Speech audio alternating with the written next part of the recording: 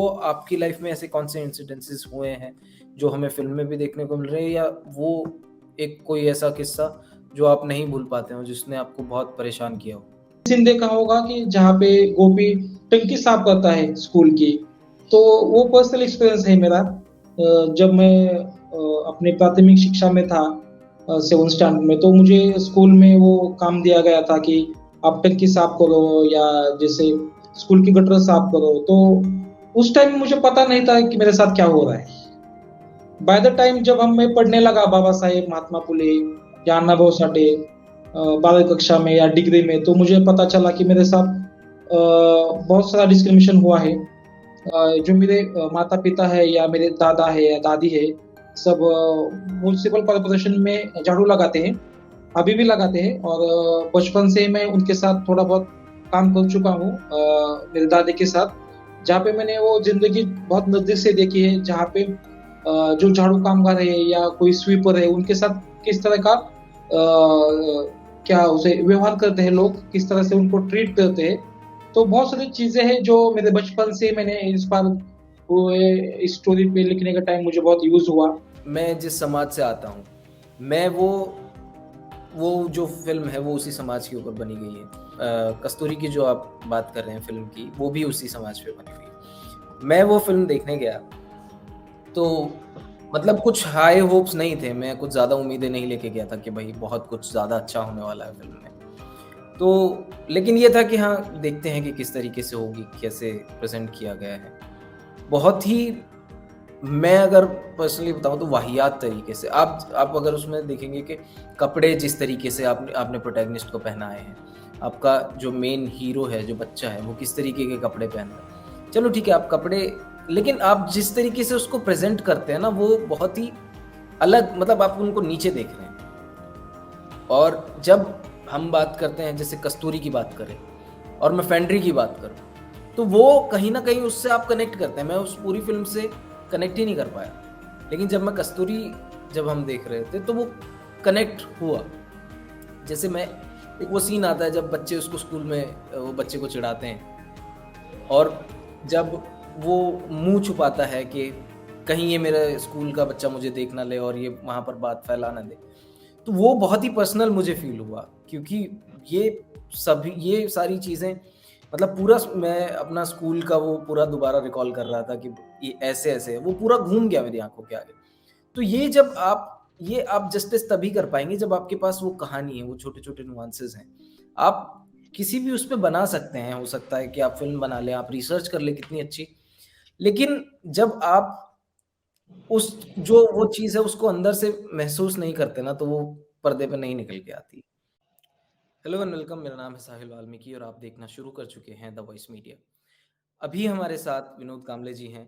कस्तूरी एक फ़िल्म आई है, बहुत बेहतरीन फ़िल्म है, आपको देखनी चाहिए, लेकिन मुझे कहीं न कहीं ऐसा लगता है कि बहुत सारे लोगों ने वो नहीं देखी होगी, क्योंकि अच्छी फ़िल्में भारत में देखी नहीं जाती हैं। लेकिन देखना चाहिए, आप ज़रूर जाके देखिए। हमारे साथ अभी जो मौजूद हैं, वो कस्तूरी फ़िल्म के डायरेक्टर हैं विनोद कांबले जी। विनोद जी, बहुत-बहुत स्वागत है आपका द वॉइस मीडिया पर, और थैंक यू इस के लिए एग्री करने के लिए। तो विनोद जी से हम लोग बात करेंगे, तमाम कस्तूरी पे भी बात होगी और तमाम और चीज़ों पे भी बात होगी, भारतीय सिनेमा पे भी बात होगी, तो तमाम मुद्दों पर बात होगी। उससे पहले मैं चाहूँगा कि हम लोग, आप जो हमारे दर्शक हैं, हम आप लोगों को इस फ़िल्म का जो है ट्रेलर दिखाना चाहेंगे, और इस ट्रेलर देखने के बाद हम लोग शुरुआत करेंगे इस इंटरव्यू की। तो ये ट्रेलर देखिए।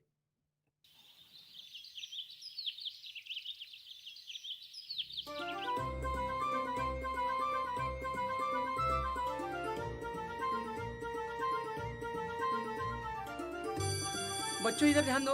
सुंदर हस्ताक्षर स्पर्धा में गोपी का प्रथम क्रमांक आया है और आने वाली 26 जनवरी के दिन मेहमान गोपी को पुरस्कार देकर सम्मानित भी करेंगे। सचित, बख्शिश लेने के लिए सबके सामने जाना पड़ेगा ना? वहाँ सब होंगे, सब तेरे लिए तालियां बजेंगे। कितना भी सीख, सेवा ठाट में खराटा जाने वाला है।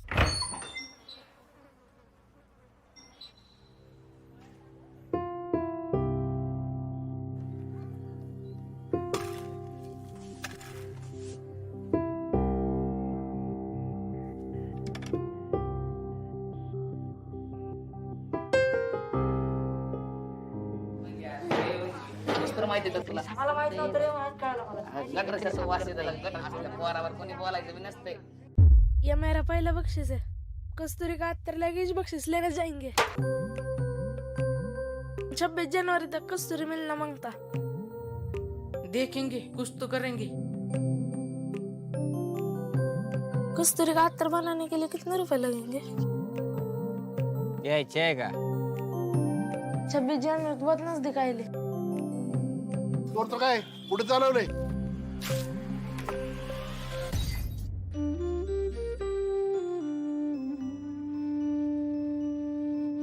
लंगड़े ने पकड़े इसको चोरी करते टाइम।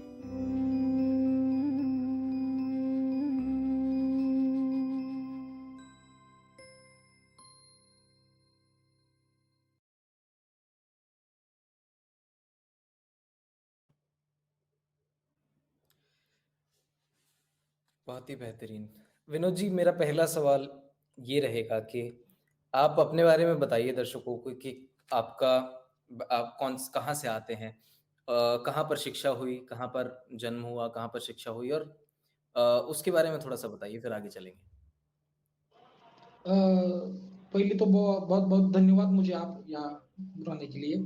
और जैसे आपने पूछा कि मैं कहाँ से बिलोंग करता हूँ, ये सोलापुर जिला है, डिस्ट्रिक्ट है, जिसपे एक तहसील प्लेस है बार्शी, उसका नाम है।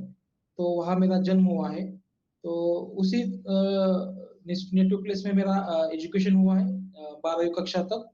और वहाँ से मैंने इंजीनियरिंग की है सातारा जिला से।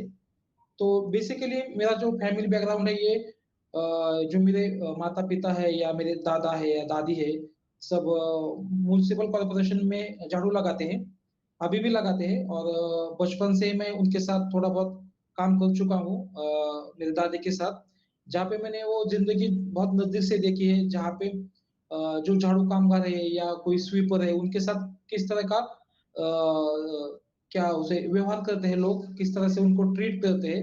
तो बहुत सारी चीजें हैं जो मेरे बचपन से मैंने इंस्पायर हुए, स्टोरी पे लिखने का टाइम मुझे बहुत यूज हुआ।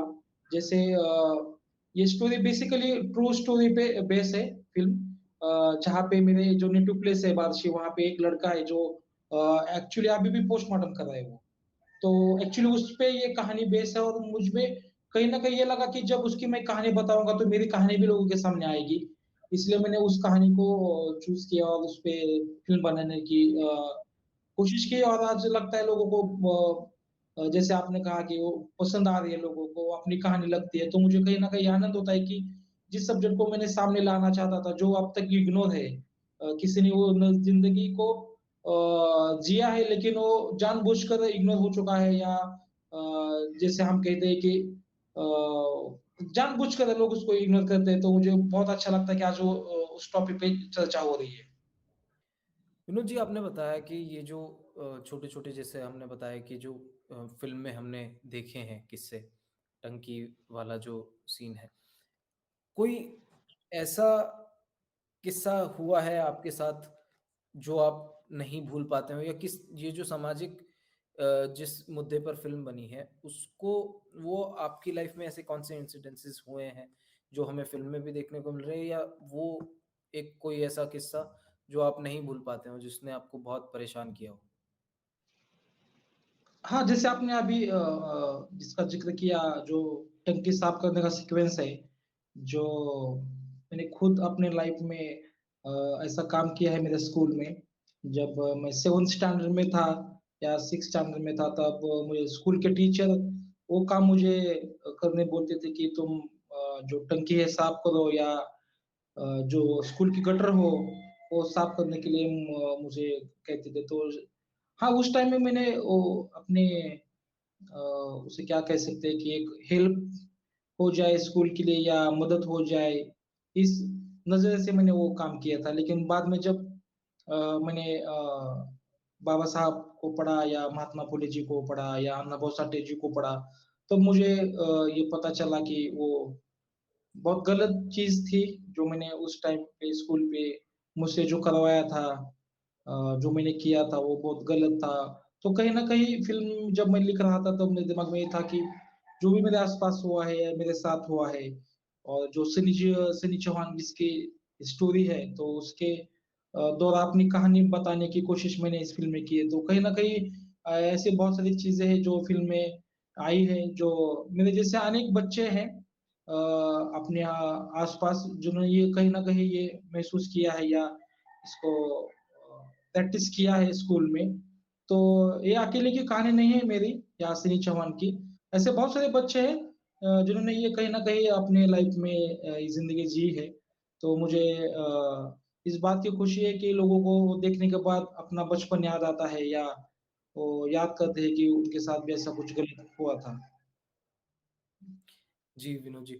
और दूसरा सवाल मेरा ये है कि जब आप बता रहे हैं कि जब आपने बाबा साहब अम्बेडकर को, महात्मा फुले, अन्नाभाऊ साठे को पढ़ा तो आपको फिर रियलाइज़ हुआ कि नहीं ये जो चीज़ें थी, वो बचपन में तो नहीं पता चलती हैं। वो फ़ेज़ कब था जब आपने बाबा साहब अम्बेडकर को जाना और उनको पढ़ना शुरू किया?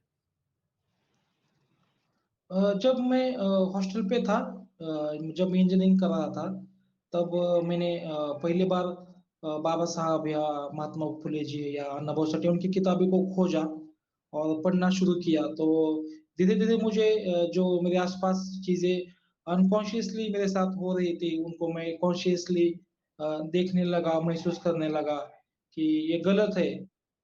जो स्कूल के समय हुआ या जहाँ मैं कॉलेज में पढ़ रहा था, उस दौरान भी मेरे साथ बहुत सारी ऐसी चीज़ें हुई, जहाँ पे मुझे ऐसा महसूस हुआ कि मेरा जो सरनेम है या मेरी जो जात है, उससे लोगों को दिक्कत है या वो लोग उससे कुछ डिफरेंटली फ़ील करते हैं मुझसे। तो कहीं न कहीं ये सारी चीज़ें जब मैं पढ़ने लगा, तब मुझे महसूस होने लगी।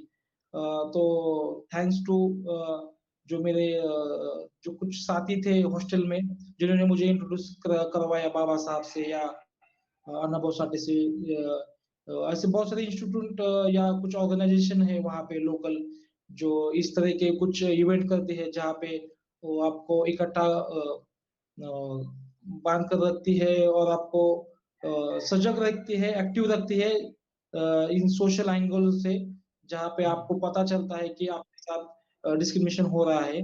तो thanks to everyone who support me that time in my hostel life. तो बहुत सारी चीज़ें हैं जो अभी बताने लोगों तो बहुत सारी चीज़ें हैं जो बताने लायक है। सो तो थैंक्स टू बाबा साहब या महात्मा फुले जी, अन्ना साठे जी जो जिन्होंने मुझे खुद को पहचानने की कोशिश मैंने की और आज मैं जहाँ हूँ, उनके उनके वजह से हूँ कि मैं आज खुद को पहचानता हूँ, मुझे क्या आता है, मुझे कैसे करना है, जो कॉन्फिडेंस है कहीं न कहीं वो उनकी किताबों से मुझे मिला है। बिल्कुल, बिल्कुल। विनोद जी ये बताइए कि आपका फ़िल्म मेकिंग की तरफ कैसे आना हुआ? सिनेमा की तरफ कैसे आना हुआ? जैसे अभी मैंने बताया कि मेरे दादी के साथ मैं बचपन में काम करने जाता था, उनको हेल्प करने के लिए। तब दादी मुझे कॉम्प्लिमेंट्री बहुत सारे सिनेमे दिखाती थी बचपन से ही। जब मैं 5वीं कक्षा में पढ़ता था, तब से मुझे फ़िल्में देखने का बहुत शौक लगा था दादी की वजह से। तो वहाँ से वो शुरू हुआ सिलसिला। बाद में बहुत सारे सिनेमे मैं देखता गया, जैसे हम सब सिनेमा फ़िल्में देखते बड़े होते गए। जैसे दूरदर्शन है, जहाँ पे सैटरडे, फ्राइडे और संडे सिनेमे लगते थे। तो उस टाइप का सिनेमा मैंने बहुत देखा है और जब मैं कॉलेज टाइम था डिग्री लेने के टाइम यहाँ सातारा में, तो वहाँ मैं बहुत सारे ऐसे इंटरनेशनल सिनेमे जो वर्ल्ड सिनेमा होते हैं, उसे देख पाया, समझ पाया बहुत ज़्यादा नज़दीक से। तो कहीं न कहीं मेरे दिमाग में ये था कि जब मुझे मौका मिलेगा या अगर मैं मौका लूँ तो मुझे एक ना एक दिन मुझे एक सिनेमा तो मुझे करना ही था। मैंने मन में ठान लिया था कि मुझे एक दिन एक सिनेमा तो मुझे बनाना ही है और अगर बनाऊँगा तो मैं उसी सब्जेक्ट पे बनाऊँगा जिस सब्जेक्ट को मैंने बहुत नज़दीक से देखा हुआ है, महसूस किया है। तो कहीं न कहीं मेरे दिमाग में ये था कि जब भी मैं सिनेमा करूँगा तो ये जो भी मैंने लाइव देखी है, जो स्वीपर हो या कोई मैन्यू स्कैवेंजिंग करते हो, उनके बारे में ही कहानी मैं ला सकूँ पर्दे पे जो लोग दो देख सकेंगे। तो मुझे लगता है कि कहीं न कहीं अनकॉन्शियसली मैं बचपन से ही उस सिनेमा को मैं जीता था और अभी इस उम्र में वो जो सब देखा हुआ है बचपन में, तो उसका उसका असर, उसका रिफ्लेक्शन अभी मुझ पे दिख रहा है। जो भी आप देख रहे हो वो मेरा बचपन का ही रिफ्लेक्शन है अभी सिनेमा में। तो बहुत सारी चीज़ें हैं जो मेरे बचपन से जुड़ी हुई है, आदि मैं गोपी के लाइफ से भी। तो हम आगे बात करेंगे उस पे। बिल्कुल। इसी के साथ अगर मैं इसी सवाल को थोड़ा-सा आगे लेके जाऊँ, तो ये पूछना चाहूँगा मैं कि अ, जैसे आपने बताया कि आपके वहाँ पर जो है एक बच्चा है जो अभी भी पोस्टमार्टम करता है, उससे आपने इंस्पिरेशन ली और ये आपने स्टोरी लिखी। जब स्टोरी आप ये लिख रहे थे, कैसे मतलब क्या वो थॉट प्रोसेस था? उसके बारे में थोड़ा-सा बताइए? जैसे आपने अभी बात वो बताया कि जब वो स्टोरी मेरे सामने आई न्यूज़पेपर के द्वारा, तो मुझे ये ऐसा लगा कि अगर इस बच्चे की कहानी लोगों के सामने मैं कैसे-तैसे करके लाऊँ, जो शॉर्ट फ़िल्म हो या डॉक्यूमेंट्री हो या फीचर फ़िल्म हो। तो मैंने उस पे पहले रिसर्च किया, उससे बात की, अ, उसका इंटरव्यू लिया 1-2 बार, उसके साथ थोड़ा घूमा जहाँ-जहाँ वो काम करता है। और मुझे ऐसा ध्यान में आया कि अ, मैंने वो ज़िंदगी बहुत नज़दीक से देखी है बचपन से, लेकिन वो जो बच्चा जी रहा है ना, वो बहुत से बदतर ज़िंदगी है, जो मैंने जी है। तो कहीं न कहीं मुझे एक शॉक लगा कि ऐसा भी कुछ समाज है, ऐसा भी कुछ घटक है समाज के जो आज भी जो महिला है सर पे उठाते हैं या बकेट में लेके डालते हैं, तो मुझे बहुत शॉकिंग लगा वो पहली बार। तो मुझे पहले तो ये बहुत खुद को कन्विंस करना बहुत मुश्किल हुआ कि ये पर्दे पे कैसे लाया जाए। अगर मैं एक 14 साल का बच्चा पोस्टमार्टम कर रहा है और उसे मैं पर्दे पे दिखाना चाहता हूँ, भले वो शॉर्ट फ़िल्म क्यों ना बनाऊँ मैं। तो खुद को कन्विंस करना बहुत ही मुश्किल था कि लोग विश्वास करेंगे, नहीं करेंगे। तो मेरे कुछ दोस्त हैं, उनके साथ मैंने बात की और उनको बताया कि मुझे ऐसी स्टोरी मिली है और मुझे लगता है कि हमें इस पे एक कम से कम एक शॉर्ट फ़िल्म बनानी चाहिए, क्योंकि सब्जेक्ट बहुत अच्छा है और अगर शायद हमसे कुछ हो जाए, अच्छा बन जाए, तो हमें कोशिश करनी चाहिए और उसी उम्मीद के साथ हमने उस पे काम किया। एक शॉर्ट फ़िल्म की स्क्रिप्ट लिखी, जिसका नाम पोस्टमार्टम था और उसको हमने 2016 में बनाया। पोस्टमार्टम नाम की एक शॉर्ट फ़िल्म से उसको पर्दे पे लाया। तो उसको जी। बहुत सारे फेस्टिवल में बहुत अच्छे नॉमिनेशन मिले, अवार्ड मिले, जूरी का प्यार मिला और ऑडियंस ने भी उसको बहुत ही प्यार दिया। तो कहीं न कहीं मुझे उस पे बहुत कॉन्फिडेंस आ गया कि इस सब्जेक्ट पे हम एक फीचर सिनेमा भी कर सकते हैं। एक फीचर फ़िल्म भी कर सकते हैं इस पे हम। तो बाद में मेरे जो को-राइटर है शिवाजी, उनके साथ मैंने डिस्कस किया कि हम क्यों ना इस पे एक बड़ा फ़िल्म बनाने की एक कोशिश करें, ट्राई करें। तो उसी दौरान मुझे एक कबीर का दोहा पढ़ने में आया, जिसमें कबीर कहता है कि कस्तूरी मुर्ग है और उसके नाभि में कस्तूरी होती है और उसको मरते तक उसको पता नहीं चलता कि वो खुशबू कहाँ से आ रही है।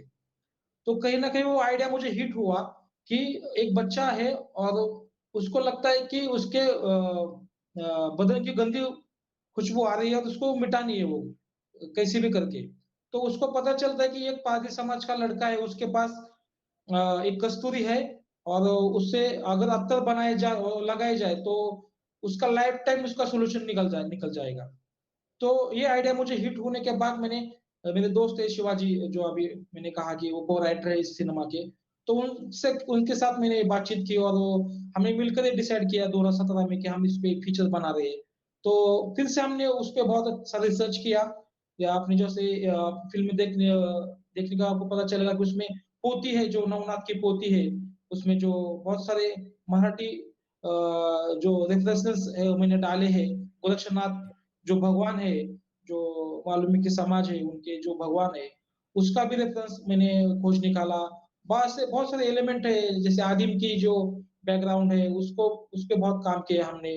तो मुझे लगता है कि कहीं न कहीं हमें एक-एक चीज़ें उससे मिलती गई, कड़ियाँ जुड़ती गई और ये कहानी बनी और 2018 में उसका शूटिंग शुरू हुआ और 19 में उसका खत्म हुआ शूटिंग। अच्छा 2 साल लगे। Yes sir. 17 से 19 में शूटिंग खत्म हुई आपकी। Yes, yes. 17 से 19 के बीच में अगर हम देखें शूटिंग के दौरान क्या-क्या चैलेंजेस आए, क्या-क्या परेशानियाँ आई और कैसे उनको फिर सही किया गया?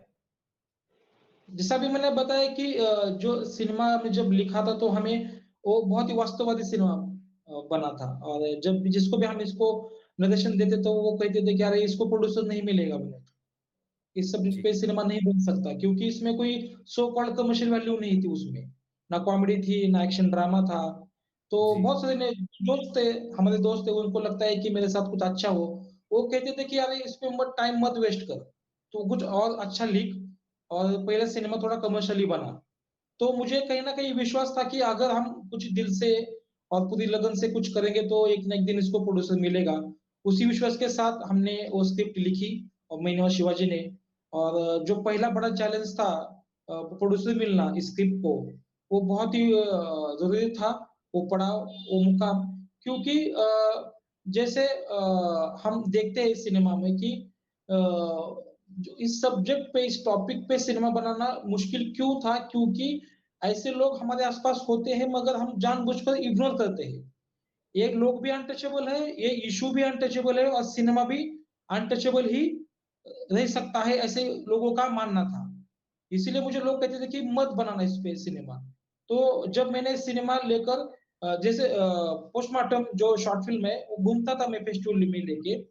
तो जो मेरे सिनेमा के निर्माता है और जो प्रोड्यूसर है, उन्होंने एक फेस्टिवल अरेंज किया था नागपुर में, दीक्षा भूमि हुँ, पे, जी। Buddhist film festival.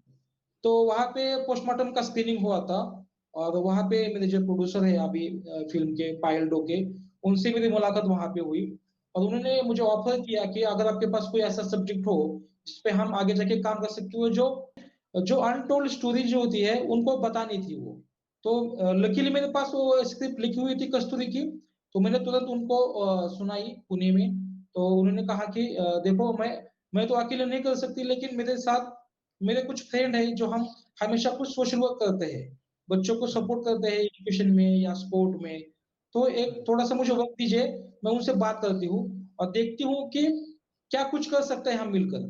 तो इस तरह वो शुरू हुआ जर्नी और मुझे लगता है कि उस दिन से 1 महीने के अंदर मुझे उन्होंने कन्फर्मेशन दिया कि हम 10 अ, लेडीज़ हैं, उनमें से 8 लेडीज़ इस फ़िल्म को प्रोड्यूस करने के लिए तैयार है और इस तरह 8 लेडीज़ मिलकर उन्होंने इनसाइड फ़िल्म्स का निर्माण किया प्रोडक्शन हाउस का उस अंडर उनका ये फर्स्ट प्रोजेक्ट है as a first feature film. तो यस, यही है जो बड़ा चैलेंज था मेरे लिए उस दौरान जब मैंने स्क्रिप्ट लिखी थी और आपके माध्यम से उस 8 लेडीज़ को मैं धन्यवाद, थैंक यू देना चाहूँगा कि उन्होंने मुझे उस टाइम बहुत सपोर्ट किया और मुझे बहुत सारा फ्रीडम दिया फ़िल्म बनाने के लिए। क्योंकि क्या होता है कि अक्सर आप जो भी जब फर्स्ट टाइम फ़िल्म में करते हो तो आपको बहुत मुश्किलें आती है। बहुत सारे इंटरफेयर्स होते हैं स्क्रिप्ट में या फ़िल्म मेकिंग के प्रोसेस में। लेकिन जो मेरे प्रोड्यूसर हैं उन्होंने बहुत सारा मुझे हेल्प किया और मुझे जो सिनेमा बताना था या कहना था, उसके लिए उन्हें बहुत सारा फ्रीडम दिया। तो मुझे ये लगता है कि ये सबसे बड़ा चैलेंज था इस निर्माण प्रोसेस में। विनोद जी, इसके जो फ़िल्म के प्रोड्यूसर्स हैं, नागराज मंजुले और अनुराग कश्यप, उन पर आते हैं कि उनसे कैसे बात हुई? उन्होंने कैसे एग्री किया इस फ़िल्म के लिए? क्या बातचीत हुई? उस बारे में बताइए। एक्चुअली नागराज मंजुले और अनुराग सर ये इस फ़िल्म के प्रेज़ेंटर हैं। उन्होंने मुझे उनकी वजह से एक्चुअली सिनेमा रिलीज़ हो रहा है या जो जी, भी आप देख रहे हैं या कुछ आस-पास हो रहा है तो उनके दोनों की वजह से हो रहा है। जब सिनेमा कंप्लीट हुआ, अभी उसको रिलीज़ करने की हम कोशिश कर रहे हैं तो लॉकडाउन लग गया। तो हुँ, लॉकडाउन लगने के बाद मुश्किलें और बढ़ गई क्योंकि फ़िल्म तो कमर्शियल थी नहीं, उसमें कुछ कमर्शियल वैल्यू नहीं थी या कोई वेल नोन फेस नहीं था। तो पहले से ही थोड़ा-सा उसके साथ बहुत ही कुछ गड़बड़ चल रही थी रिलीज़ की वजह से। तो मुझे जब लॉकडाउन लगा तो मुश्किलें और बढ़ी। जैसे ही लॉकडाउन खत्म हुआ, उससे पहले ही मैं अनुराग सर का बहुत फ़ॉलो-अप ले रहा था कि वो फ़िल्म देख ले और देखकर मुझे बताए कि क्या कर सकते हैं, रिलीज़ कैसे हो सकती है। तो मेरे जो फ्रेंड है प्रतीक नाम है उनका जो उनकी फ़िल्म है ई बैलो, तो उनसे मेरी मुलाकात हुई थी धर्मशाला फ़िल्म फेस्टिवल में हिमाचल में। तो उनसे लॉकडाउन के बाद मेरी बात हुई कि मैं अनुराग सर को फ़िल्म दिखाना चाहता हूँ और मुझे लगता है कि वो as a presenter on board आए। तो उन्होंने कहा कि ठीक है, मैं एक बार बात करता हूँ और मुझे लगता है कि उसी दिन उन्होंने मुझे बताया कि अनुराग सर फ़िल्म देखना चाहते हैं और आप मुझे लिंक भेजिए।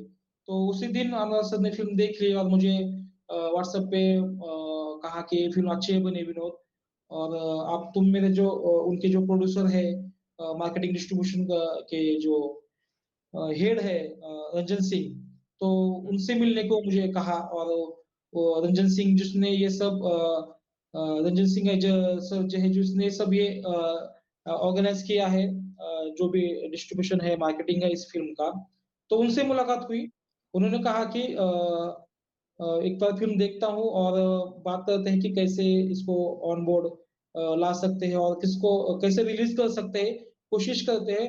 और 1 डेढ़ महीने के बाद उनसे दोबारा मुलाकात हुई। उन्होंने कहा कि हम ये फ़िल्म प्रेज़ेंट कर रहे हैं, अनुराग सर और हम उसको मिलकर रिलीज़ करेंगे ओटीटी पे। तो इस तरह वो शुरू हुआ बात करना। उसके बाद नागराज मंजुले भी ऑन बोर्ड आ गए, उनको भी ये फ़िल्म पसंद आई, उन्होंने भी देख ली। तो इस अच्छा, तरह नागराज नागराज मंजुले से कैसे कोऑर्डिनेट हुआ? वो अनुराग अ, कश्यप के थ्रू हुआ या आप ही के थ्रू हुआ?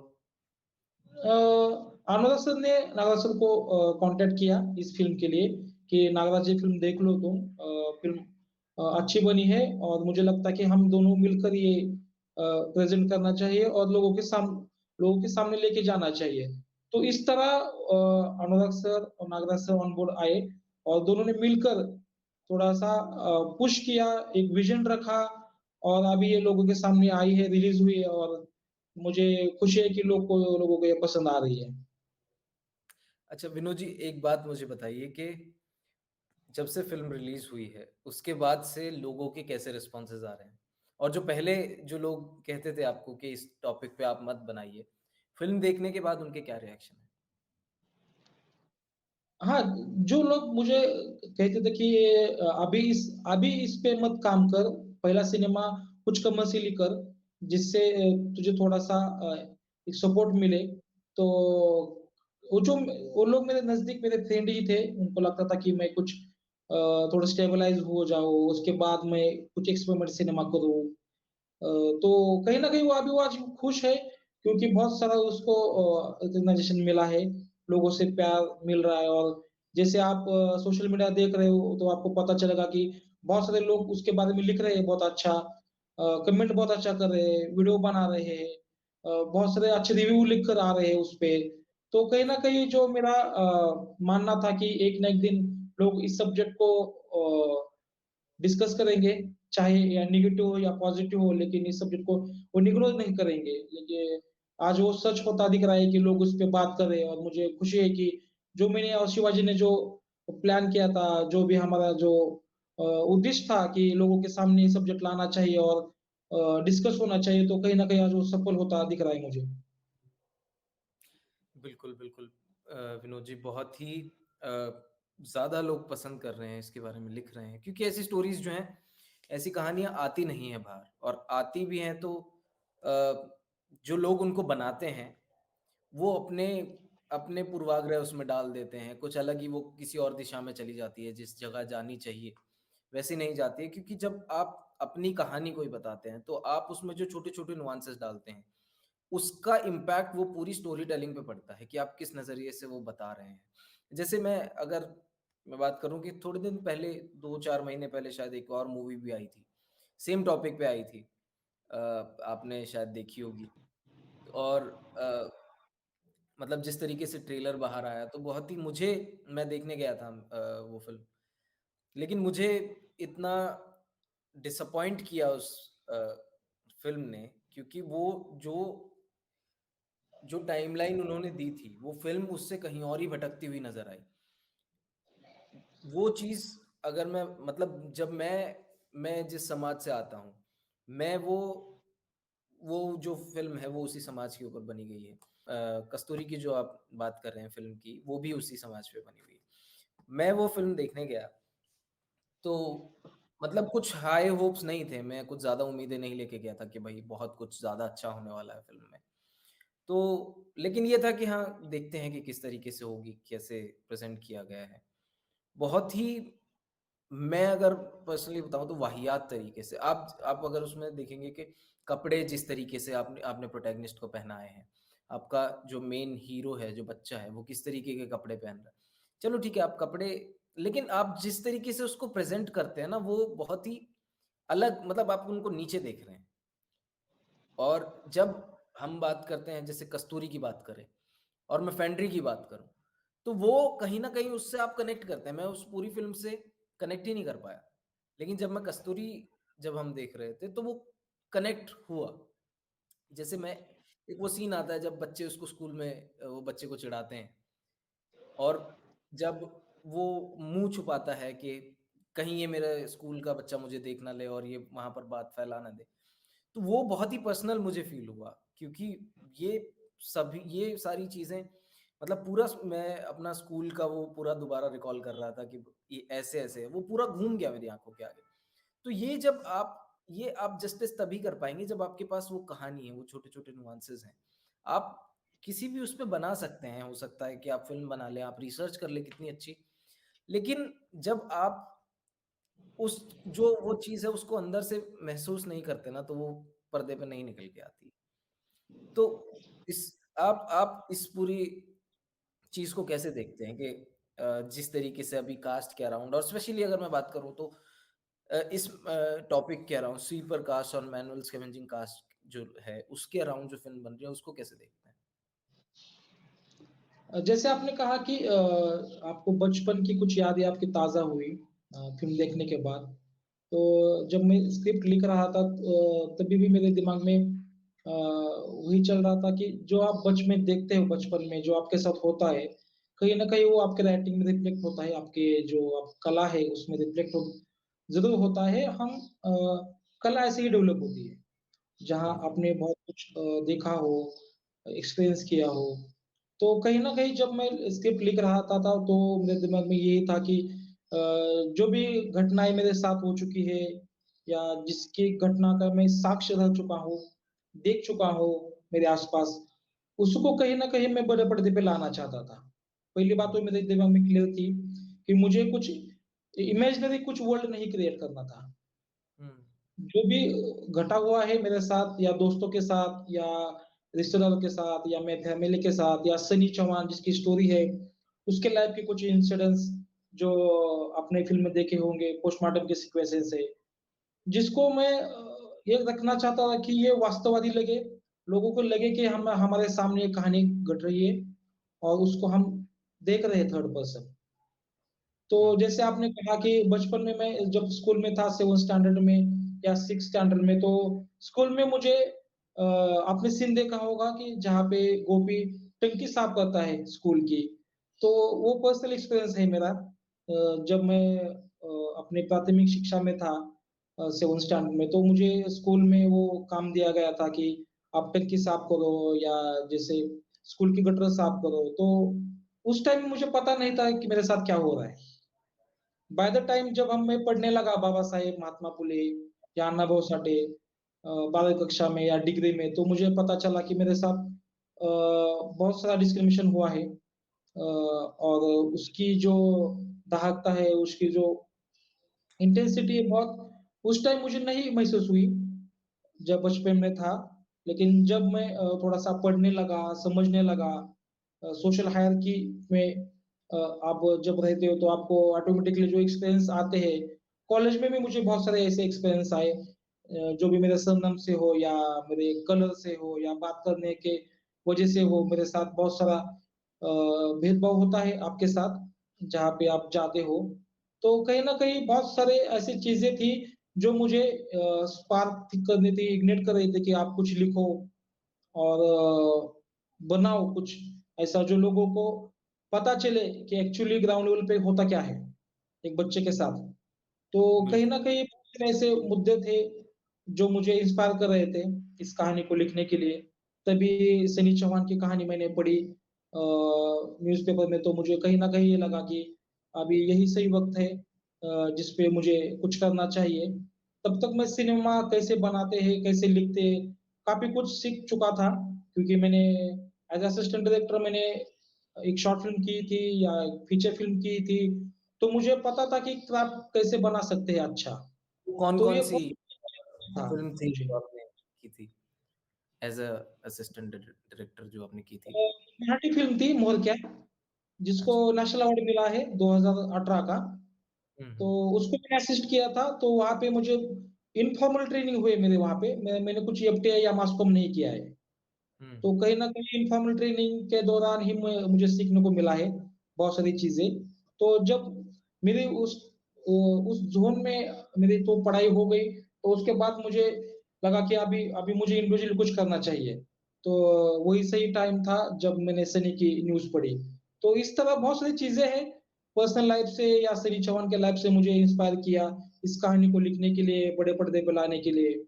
और आज लोगों के सामने वो आ रही है, और आप जैसे जो ऑडियंस है, जो मुझे फोन करते हैं, एसएमएस करते हैं, बताते हैं कि हमने भी बहुत नजदीक से ये जिंदगी देखी है या महसूस की है, और हम भी उससे गुजर चुके हैं, और आज कहीं ना कहीं अच्छा लगता है कि ये कहानी आज पर्दे पर्दे पे आई है।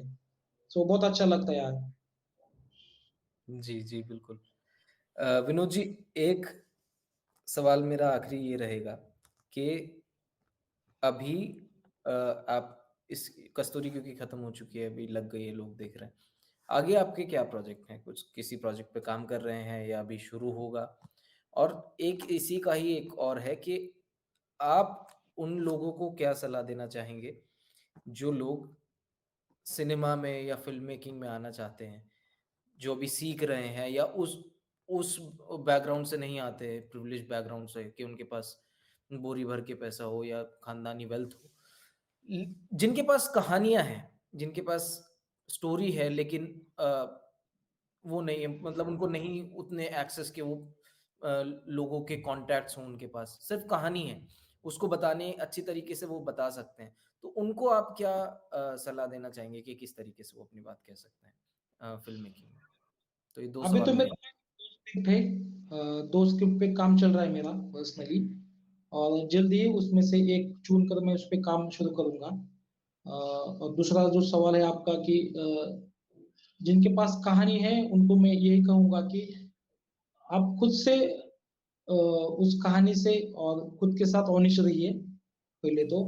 और जैसे आपको मौका मिले, आप तब तो टेक्नोलॉजी बहुत आ चुकी है, एडवांस हो चुकी है, तो मैं उनसे यही कहूंगा कि आप कैमरा उठाओ और उसे शूट करो पूरे दिल से।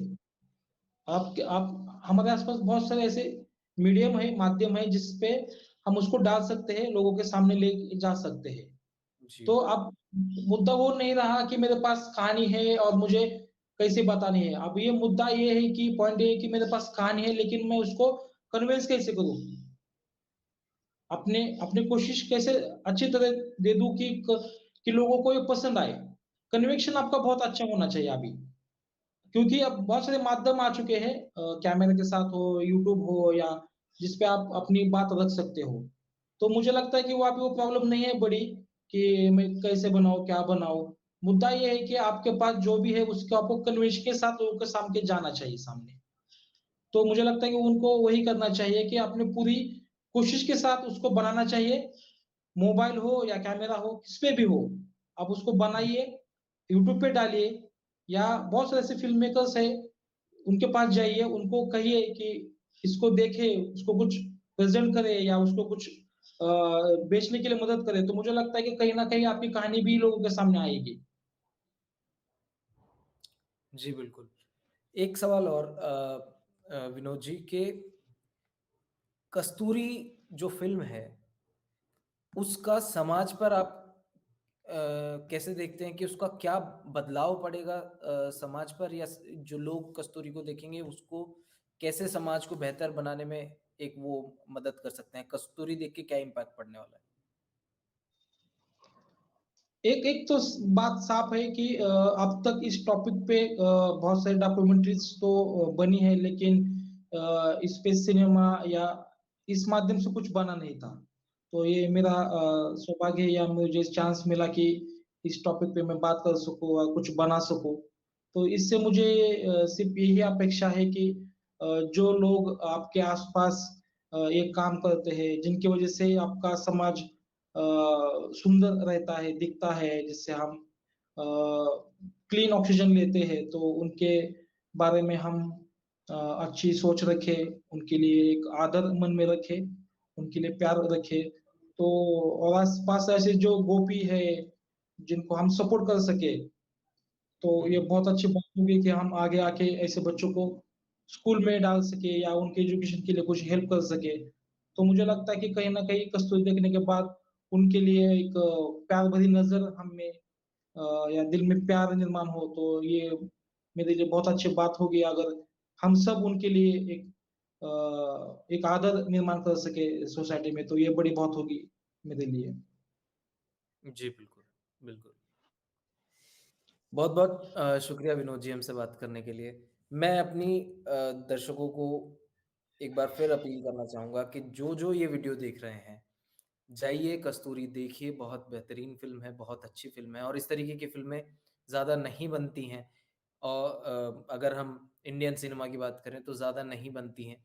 आप जाइए और ज़रूर देखिए, आपको कुछ ना कुछ सीखने को ज़रूर मिलेगा और शायद आपको एहसास हो कि कैसे किस तरीके से लोग आज भी ह्यूमिलिएट हो रहे हैं, किस तरीके से आज भी वो मेलड होने की प्रथा में जो है वो दब चुके हैं और ये एक तरीके का ऐसा चक्कर है जो घूमता ही रहता है, उससे आप बहुत मुश्किल है उससे निकलना। जैसे आप बता रहे थे विनोद जी कि लोग जो हैं जब बच्चा जो है स्कूल में जाता है और स्पेसिफिकली अगर मैं बात करूँ कि अगर जो स्वीपर कास्ट से जो बच्चे जाते हैं स्कूल में क्योंकि मोस्टली ये भी बहुत पर्सनल एक्सपीरियंस है मेरा कि जो मोस्टली वो लोग सरकारी स्कूल में जाते हैं तो सरकारी स्कूल में जो आसपास के गांव के ही बच्चे आते हैं ज़्यादातर और सरकारी स्कूलों में बच्चे आपस में जानते हैं कि कौन कौन कौन कहाँ से आया है कौन किस घर से आया है टीचर जो है मास्टर लोग जानते हैं कि ये कहाँ से आया है कौन से परिवार से आता है तो आपको सजा के तौर पे जो है झाड़ू लगवाई जाएगी कि आप आज तुमने ये काम नहीं किया तो स्कूल में झाड़ू मारो तुम मेरे साथ चलो मेरे घर में ये काम है तुम्हें तुम्हारी ये सजा है इस दबाव के चलते कितने ही लोग कितने ही बच्चे पढ़ाई छोड़ देते हैं वो स्कूल जाना पसंद नहीं करते और छठी सातवीं आठवीं में स्कूल छोड़ देते हैं तो ये एक बहुत बड़ा कारण है अगर देख अब बहुत ही आसानी से लोग बोल देते हैं कि